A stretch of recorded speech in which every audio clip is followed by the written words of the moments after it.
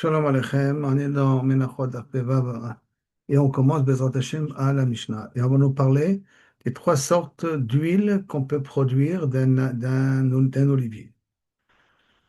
Donc, on a dit comme ça. Donc, Shlosha Zetim Hem, il y a trois sortes d'olives dans un olivier qui ne mûrissent pas tous ensemble. Ou Bahem Shlosha Smanim, et il y a trois sortes d'huile qui en découlent de cela. Arishon, le premier, Megarero Berosh Hazayit. C'est les olives qu'on prend en haut de l'arbre qui sont en contact avec le soleil plus que les autres huiles. Berosh Hazayit. Kocho, je le casse, Bemarteshet, c'est avec un instrument. Venotel et Tochassal, et je le mets dans un panier pour que l'huile coule de lui-même. Rabbi Omer, suivant à ça, je ne le mets pas dans le bas du panier, je le mets sur les côtés du panier, comme ça, les shmarim, la lie, si on peut appeler ça de l'huile, reste collée sur les parois et ne descend pas en bas pour qu'on puisse avoir de l'huile un peu plus propre, sans avoir des shmarim, sans avoir de la lie. La lie, c'est pour le vin, mais le même type qu'il y a pour le vin, il y a aussi pour l'huile en question. Suivant à ça. Zé Rishon, ça s'appelle l'huile première pression, si on peut appeler ça comme ça, qui a coulé de lui-même, hein. On n'a pas fait de pression, on n'a rien cassé les olives, on a laissé les gouttes d'huile couler par eux-mêmes. Vechazar vetoen bakora, et après ce qu'on a pris la première pression, si on peut, c'est pas appeler, si on peut appeler ça une pression, mais en tout cas le premier jet d'huile qui est sorti, et là, on reprend les olives, on les met sous une grande poutre, et là on presse. Et là, hein, c'est le deuxième type d'huile qu'on peut avoir. Rabbi Omer, on ne fait pas ça avec une poutre qui est trop lourde et qui risque de faire descendre aussi les shmarim avec. Et là, be'avanim, on met des pierres. Bezeh sheni, ça s'appelle l'huile de deuxième choix. Chazar betachan, après ça, je reprends les olives. Je les broie et et je les remets sur la kora. Donc, semble-t-il même avec leur noyau. Je les rebroie avec leur noyau et je les remets sous la kora et je represse. Zeshlishi, ça c'est le troisième sorte d'huile qu'on peut avoir. Arishon, le première pression, donc première pression, le premier goutte qui sort, qu'on a dit qu'après qu'on les a cassés, qu'on a mis dans le panier, ou en bas du panier, ou sur les parois du panier, suivant la marloquette. Les menorahs, ça c'est l'huile qui est réservée pour la menorah, parce qu'il y a marqué Shemen Zait Zach. Ash'ar, les autres huiles, que ce soit deuxième choix ou troisième choix, hein, les menachot peuvent être utilisées pour les menachot. Pourquoi? Parce que là-bas, il y a marqué katit. Katit veut dire cassé, moulu un petit peu. Il n'y a pas marqué le mot zach. Quand il n'y a pas marqué le mot zach, donc je ne suis pas obligé de prendre la première pression. Mais de nouveau, ce n'est pas une pression, hein, c'est casser l'huile, les olives, laisser l'huile couler par lui-même. Hacheni, le deuxième type d'olive qu'on a, Megarero chez Berosh Agag, c'est-à-dire on le prend, Bederklal, du milieu de l'arbre, et on les met sur le toit pour qu'ils sèchent un petit peu. Vekotesh, je les casse. Venoten et Tochassal, je les mets dans le panier, comme on a dit auparavant. Rabida Omer, Sivotasal, Rabida dit non, pas dans le bas du panier, mais sur les parois du panier. Rishon, Toen Pakora, Zerishon, ça s'appelle le premier jet du deuxième sorte d'olive qu'il y a dans l'arbre. Vetoen Bakora, ça s'appelle Rishon. Après ça, on reprend ces olives cassées et on les met sous un pressoir avec une poutre dessus. Rabbi Omer, Be'avanim avec des pierres et pas avec une poutre. Zesheni, ça s'appelle le deuxième type de pression, deuxième choix d'huile qui sort des olives. Vechoser, et je reprends ces olives cassées et ces olives pressées, et je les tochen otam, je les mous, Barechaim, avec une meule. Vetaan, et je remets dessus une kora sur que j'ai moulu. Zeshlishi, ça c'est l'huile de troisième choix. Arishon, la menorah, le premier choix, il est valable pour la menorah. V'ashar, le menachot, et le reste pour les menachot. Shlishi, troisième sorte d'huile que je peux obtenir, ou troisième sorte d'olive qu'il y a, ce sont les olives qui se trouvent en bas de l'arbre. Et donc, ceux-là, je ne les casse pas tout de suite. Et là, otno, je les mets dans un genre de crevasse qui s'appelle ma'atan. Ça, c'est le type de crevasse, comme ça, explique le Rambam. Genre de crevasse, chez Bebet Abad, dans l'endroit où on presse Bederka l'huile, Hachil Ke, jusqu'à ce qu'il commence un peu à moisir comme ça veut dire un peu à pourrir, parce que c'est des olives qui sont un peu secs, pas, ils sont pas, je sais pas si veut dire vraiment secs, mais comme il n'y a pas eu beaucoup de soleil sur eux et qu'ils sont en bas de l'arbre, donc ils sont pas du tout de bonne qualité, donc il faut les laisser un peu se ramollir. Donc, itabchou, c'est une manière de moisir, m'embêter de se ramollir. Et à ce moment-là, Ma'aleu ou Menakvam Berosh Haga, je les remets après qu'ils ont commencé à se ramollir, je les mets sur le toit pour sécher un petit peu. Kotesh, je les casse. Noten les tochasal, je les mets dans le panier pour que ça coule. Rabbi Yehuda Omer, suivant ta salle, sur les parois du panier. Rishon, le premier jet qui sort. Vetoen, après, ça s'appelle le premier. Ça s'appelle le Rishon, ça s'appelle le premier jet. Après ça, je reprends les olives et je les mets sous une poutre. Ça s'appelle Toen Bakora, Rabbi Omer, Bavanim avec des pierres. Zécheni, ça s'appelle le deuxième sorte d'huile, deuxième choix d'huile.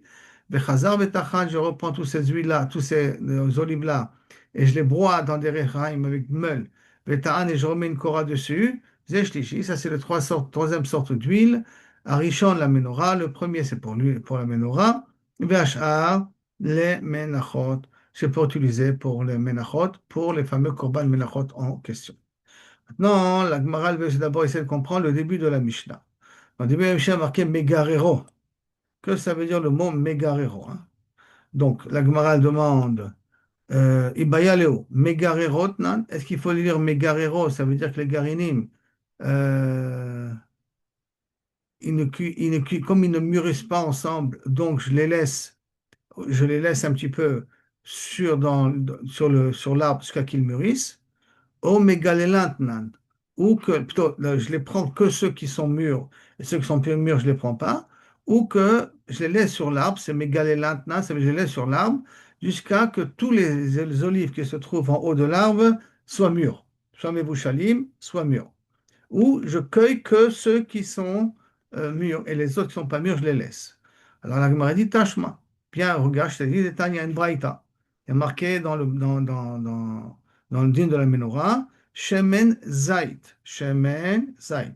Habituellement, Shemen, ça représente quoi? C'est des olives. Habituellement, Minatora, chaque fois qu'il y a marqué Shemen Issar, on parle d'olives. Alors, pourquoi avoir bien précisé Shemen Zait? Et là, hein, qui veut te dire Mizeto.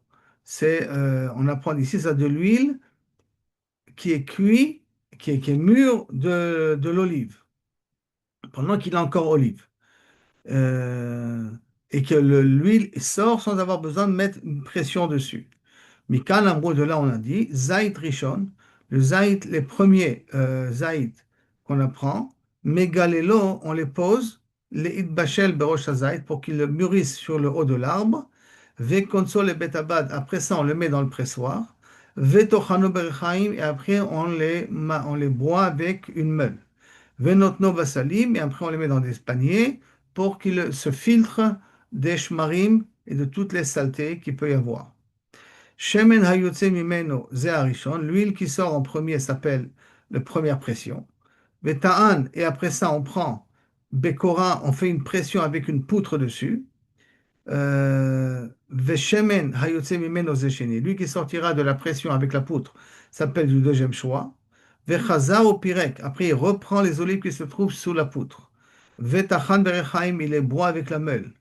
Ve'ta'an, et qui les remet sous le poutre, Ze'ayashlishi, ça s'appelle troisième choix. Arishon la menorah, le premier choix c'est pour la menorah, Vashar, les menachot. Et pour le reste, c'est menachot vechen, de même zait. Hasheni, les deuxièmes sortes d'olives qu'on a, donc les olives qui se trouvent au milieu de l'arbre. Vezait shlishi, et ceux qui sont en bas de l'arbre on ne les broie pas. Et là seulement, otmo, on les met sur Zayt Shlishi. Zayt Sheni, on l'a déjà dit, Vechen, on fait Zayt Sheni, la même chose. En Zayt Shlishi, on ne les casse pas. D'abord, on les met dans un panier qu'on avait dit, qui s'appelle un mat'an, kazé, pour qu'ils mûrissent un petit peu plus, pour qu'ils se ramollissent un peu plus. Et après, Otno Bebet Abad, dans un endroit qui se trouve là-bas, on fait le pressoir. Hachil Kesh, jusqu'à qu'ils se ramollissent. On malim les roches on les met au du toit. Et aussi, moto kimin tambra. On les met comme une hauteur, comme une date, ça veut dire avec une pointe vers le haut. D'accord? Mema pour que le liquide puisse sortir de lui. Vekonso, après je reprends ces olives. Là, c'est-à-dire lui, c'est rien que l'humidité. Vekonso, je les reprends ces olives. Les betabad, dans l'endroit où on les malaxe. Vetochanu berechaim, je les bois avec une meule. Venotno basalim, je les mets dans ces fameux passoires qui s'appellent les paniers. Veshemen semimeno ayarishon. Le premier goût d'huile qui sortait, ça s'appelle Rishon, premier. Ta'an Bakora, après ça, je les mets sur une poutre. Chez Menot Zayashini, ça s'appelle deuxième. Parak, après j'enlève la Kora, Bechazar Betachal, je les ai encore rebroyés, les olives en question. Je les ai rebroyés, Bechazar Beta'an, et je les remets dans la Kora. Zayashlishi, ça s'appelle le troisième Kaviachol, jet d'huile, une sorte d'huile. Arishon la menorah, le premier il est caché pour la menorah, Bachar la menachot pour les menachot. Rabbi Omer, Lo yatochanu berechaim, il est broyé pas avec une meule à cause des des shmarim qui a la lit qui peut en sortir de cela. Et là, kochoba marteshet, je les casse avec une marteshet, avec un instrument qui s'appelle marteshet. Velo haya tochanu bakocha, toen bakora, et là bavanim. Et on ne mettait pas une poutre, mais on mettait que des pierres dessus. Velo haya notno basalim, il ne mettait pas dans les salles. Et là, les torses suivant ta salle autour du salle. Et donc tout ça, c'est la Mishnah. Maintenant, la Mishnah, je ne sais pas si vous avez remarqué, il a utilisé le mot Tochano Berechaim au départ, et puis à Bassof, il dit non, c'est rien que Martéchet, et c'est pas Berechaim, parce que si je l'ai déjà écrasé avec des meules, la troisième sorte, la troisième partie, je ne peux pas la remoudre avec des meules. C'est pour ça qu'il faudrait essayer d'expliquer que ça, c'est les différentes étapes que nous venons de parler là maintenant. Et donc, en tout cas, la Gemara demande la question, Veha Gufa Kashya. Comment c'est difficile de comprendre les Chaura, il y a une différence entre Tanakama et Rabbi Yehuda. Pourquoi? Hein? Parce que d'après Takanankama, il est Soter Tasmo, il y a marqué Kotesh. Et qui c'est qui a qui Kotesh? C'est-à-dire qu'on ne les broie pas avec, avec une meule et la rien qu'on les casse. C'est Rabbi Yehuda. Et après, on les a dit, Betochasal, Atnan, qu'on les met dans un panier. Dans un panier, dans le bas du panier. Ça veut dire qu'on n'est pas sur les parois du panier, mais on les met au bas du panier. Mais ça, c'est Kerabanan. Donc il y a une stira dans la Mishnah elle-même. Et là, la Gemara dit, Haïtana Savar. Les Kevate, ils pensent comme Rabbi Yehuda sur un point, qu'on les kotèche les étim, mais pas on les broie, comme c'était marqué, Tochanu Barichaim. Ou plié à l'Ebechada, il prenait sur un, qu'on mettait pas les olives sur les parois, mais sur le bas du panier, qu'on considère que ça va couler par là-bas. Donc, en d'autres termes, si je reviens à ce moment-là de tout ce qu'on vient de dire là maintenant, ça veut dire comment on doit le lire? On doit dire Megalelo, ça veut dire quoi? Ça veut dire qu'on ramasse tous les olives qui sont en haut, qui ont mûri. Et ceux qui n'ont pas mûri, eh ben, on les laisse pour la prochaine fois. C'est pas qu'on attend que tous les olives d'en haut mûrissent. Jusqu'à la première partie de la Mishnah. Maintenant, nous allons voir une deuxième partie de la Mishnah. On a vu qu'il y a trois sortes d'huile, hein. Il y a l'huile qui vient des olives d'en haut, il y a l'huile qui vient des olives du milieu, il y a l'huile qui vient des olives d'en bas. Et qu'on a vu dans chaque partie, il y a trois étapes. Il y a quand on casse les premiers gouttes qui sortent, quand on presse avec la cora, deuxième jet, et quand on broie et on represse, troisième jet. Et là-dessus, la Gemara vient dit, Harishon chez Barishon, les premières gouttes qui sortent des olives qui se trouvent en haut de l'arbre. En le mala hemeno, ça c'est l'huile, premier choix, il n'y a pas mieux que lui. Hacheni chez Barishon, l'huile qui sort, le chéni chez Barishon qui sort après avoir mis sur la poutre, que la poutre elle vient et elle les presse. Hacheni chez Barishon, Varishon chez Bacheni. Et le premier des olives qui vient du milieu de l'arbre. D'accord? Shavim, ils ont le même statut. Ashlishi chez Barishon, le troisième euh, sorte d'huile qui sort qu'après qu'on a broyé les olives qui ont été sous la poutre et qu'on les a repressées de nouveau. Ça, c'est le troisième des olives Rishon qui étaient en haut de l'arbre. Vachini chez Bachini. Et les olives qui étaient au milieu de l'arbre et qu'on les a uniquement pressées avec la poutre, hein, on ne les a pas broyées, on les a pressées avec la poutre, on les a d'abord cassées, mais après pressées avec la poutre. Ve'arishon chez Bachlishi, et que le premier sorte d'olive qui vient de l'huile qui vient des olives qui sont en bas de l'arbre, que eux on les casse et on prend l'huile qui coule de lui-même, Shavim, ils sont de même type de catégorie. Ashlishi chez Bacheni, maintenant le troisième catégorie dans les olives du milieu. C'est ceux qui sont kaviachol, qu'après les avoir broyés, qu'on les represse. Donc, Ashlishi chez Bachini, Vachini chez Bachlishi. Et le deuxième, ce qu'on a fait des arbres, des olives qui sont shlishi en bas de l'arbre, le bas de l'arbre, et qu'on les a pressés avec la poutre, ça c'est le sheni sheba shlishi. Shavim, ils sont égaux. Shlishi sheba shlishi, les olives qui viennent du bas de l'arbre, qui ont été broyées, la troisième catégorie, qui ont été broyées et repressées, et les mataimeno, c'est vraiment la plus basse gamme qu'il peut y avoir. ואף כל המנחות היו בדין, on mettait tous les korban menachot qu'on faisait, minadin, mikal vachomer, on aurait dû dire, sheitanu shemen zaïtzach, qu'on aurait dû utiliser de l'huile de très bonne qualité du premier choix. Et pourquoi? Ma menorah she'ena le'achila, si déjà la menorah qu'elle n'est pas réservée pour manger, et là pour éclairer, teuna shemen zaïtzach, on a besoin de l'huile de premier choix, celui qui vient d'en haut de l'arbre, et de la première partie, d'accord? Et je passe pour l'instant ceux du milieu et ceux d'en bas. J'ai parlé essentiellement d'expliquer en haut, hein. Menachot, Shem, l'achila, menachot qui sont faits pour être consommés, enodin, shetanu, Shem, et zaïtzach. Pas à plus forte raison qu'il faut prendre de l'huile de premier choix. Talmud Lomar, c'est pour ça qu'il y a marqué, Zar, Katit, la Maor. Il y a marqué pour la menorah, Zar, Katit, la Maor. Shem, et zaïtzach, Katit, la Maor. Cassé, mais Zar pour la Maor. Ve'en, Zar, Katit, le menachot. Il n'y a pas marqué le mot Zar pour le korban menachot. Et comme il n'y a pas marqué, ça veut dire que je n'ai pas besoin d'avoir d'afka de l'huile de premier choix pour ça. Alors, la Gemara, tout de suite après, elle dit, je veux comprendre. Donc, je reprends au niveau de la Mishnah. La Mishnah, on a dit que le deuxième choix des olives qui sont en haut est égal au premier choix des olives qui sont du milieu. D'accord? Le deuxième choix des olives qui sont en haut, les olives qui sont en haut de l'arbre, c'est qu'on a mis sous la poutre, sont égales au premier choix des olives du milieu de l'arbre, qui sont uniquement cassées et que l'huile coule de lui-même. La Gemara demande, mais Shavim, comment tu peux dire qu'ils sont égaux? Veha Marta Rishon la menorah. Pourtant, tu m'as dit que le première pression, on l'utilise pour la menorah, même les chaora, pour les olives qui sont du milieu de l'arbre. Et même les chaora pour les olives qui sont d'en bas de l'arbre. Et tu m'as dit que la première pression, ce qu'on a cassé, qu'on a laissé l'huile couler par lui-même, on a dit la menorah. VHR, les menachot. Et le reste pour les menachot. Alors comment c'est possible? Alors que tu m'as dit que les olives, les olives qui viennent du haut de l'arbre, du deuxième choix, du deuxième jet, ça veut dire de ceux qui ont été sous la pression, ils sont pour les menachot, ils ne sont pas pour la menorah. Ils ne sont pas pour la menorah. Alors comment c'est possible que les huiles qui viennent des olives qui sont du milieu de l'arbre, tu les as égalisées et tu leur as dit ils sont égales au deuxième et tu les as dit cachers pour la menorah. Ça ne peut pas être cachère pour la menorah. Le Marav Nachman, Ma Shavim, Shavim le Menachot. Non, non, non, non. Il faut rectifier toute cette braïta-là, cette Mishnah en tout cas, et expliquer quand on dit Shavim, Shavim rien que pour les Menachot. Pour la menorah, il faut prendre les olives qui sont en haut de l'arbre et qu'on les a uniquement cassées et que l'huile a coulé de lui-même. Ça, c'est l'huile qui est cachère pour la menorah.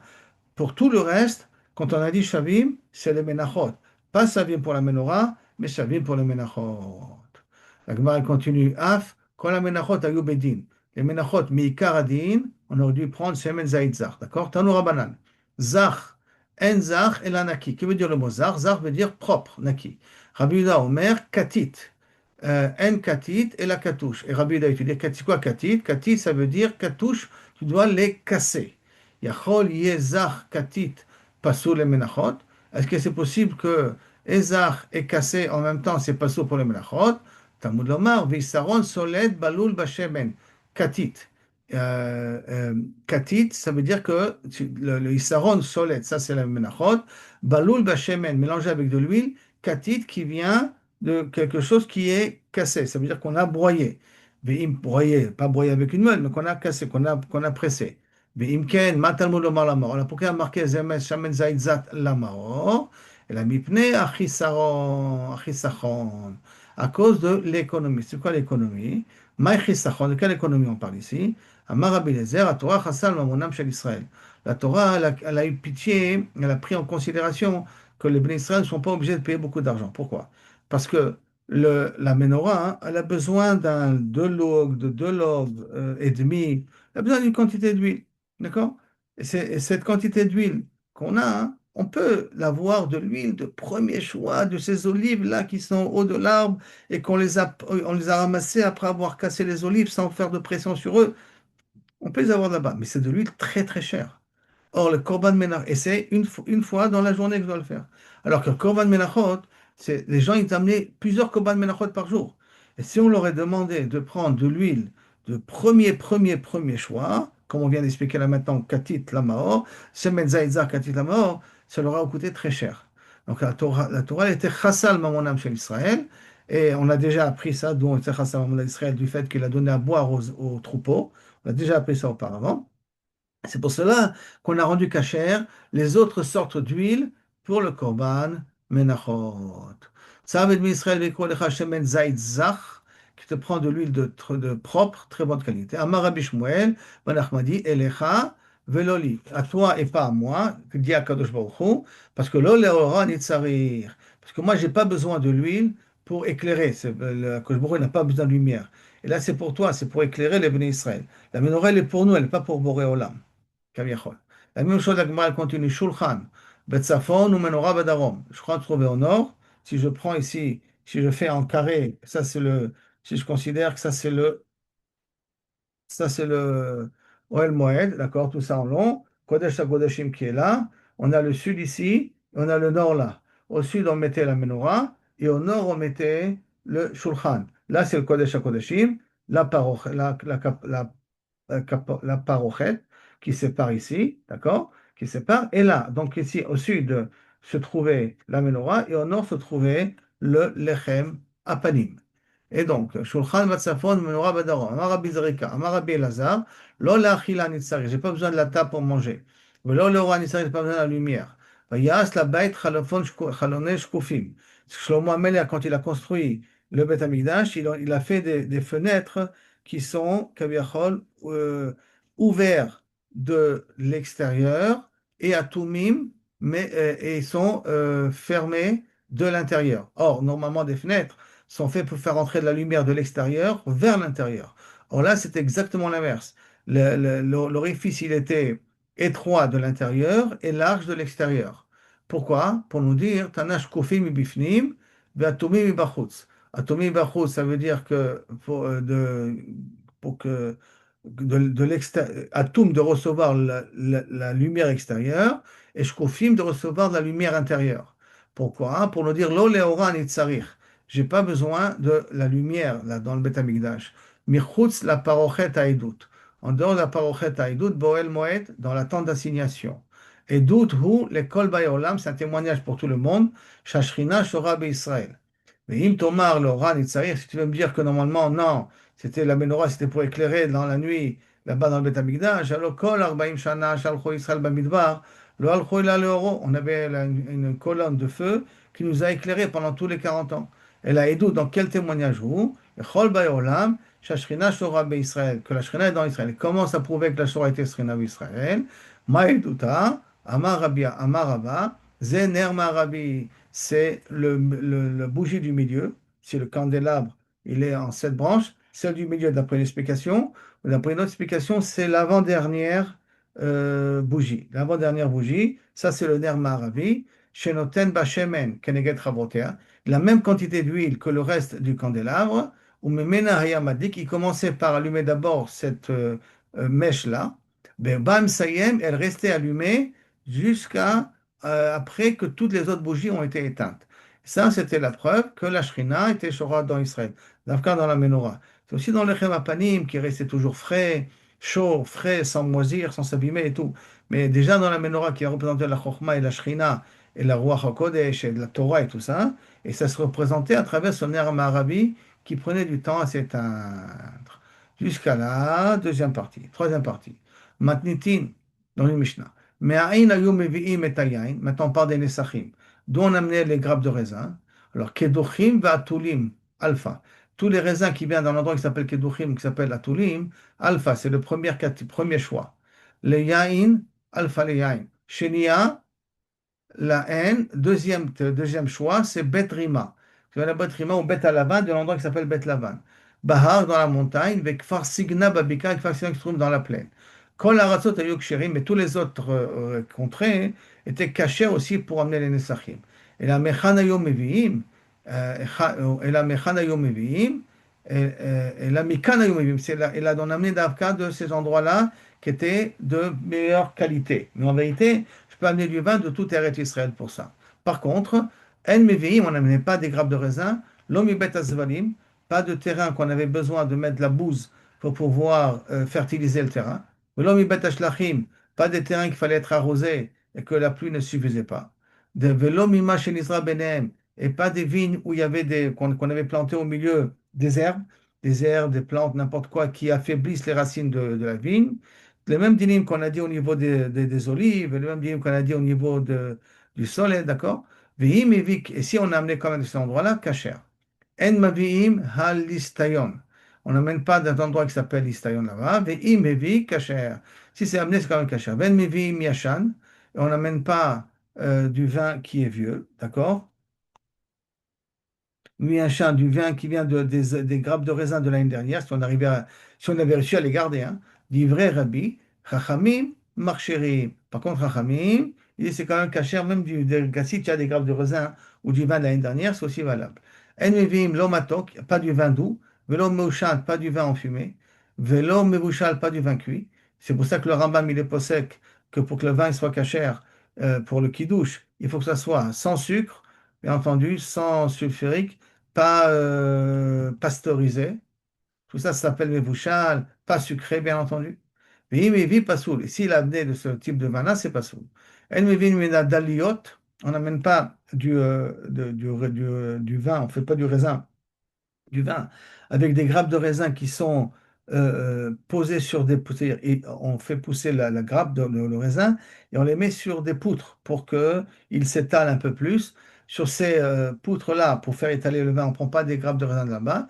Et là, mais ragliote, c'est le raisin qui est au niveau du parterre, il est de meilleure qualité. Au minakramim ha'avudim, et des kramim ha'avudim qui sont creusés, labourés, euh, qui ont creusé deux fois, ont labouré deux fois autour de ces vignes-là, de ces endroits-là. On pouvait d'Afka amener qu'un du raisin, parce que c'était le raisin de très bonne qualité. Mais le kotimotso bechatzabim, et on ne mettait pas ce vin dans des chatzabim, dans des grandes cruches, et là, bechaviot klan, de petites cruches. Ve'eno memale et achavit ad pea, il ne remplissait pas jusqu'au bout, kedesh yier rechon odef, pour qu'il y ait un petit peu d'air, comme ça, l'air, elle donne aussi du goût de l'air, des vapeurs de raisin, comme ça, des vapeurs du vin, comme ça donne du goût au vin lui-même. Semblerait-il que c'est important. Ve'eno mevim et pia, et que quand je ramassais les sachim, je ne prenais pas, hein, du vin qui se trouve en haut du fût, parce qu'il est un petit peu blanc comme ça, mipnak machim, à cause des, page suivante, Akmachim, à cause du blanc qui se trouve en haut, Velo Michouléa, et pas sur le vin qui sont sur les parois, parce qu'il y a là-bas, Mipnashma, il y a de la lie qui est collée sur les parois, et là, Mevi Mishlish, Mishalisha, Ma'emza, du tiers du milieu. Le Ketsad, Ayabodek, comment il vérifiait? À Gizbar Yoshev, Vekane Biado, il avait un genre de bâtonnet comme ça, Zarak Biado, Zarak Hagir il fait rentrer le bâton Kaviachol à l'intérieur, d'accord?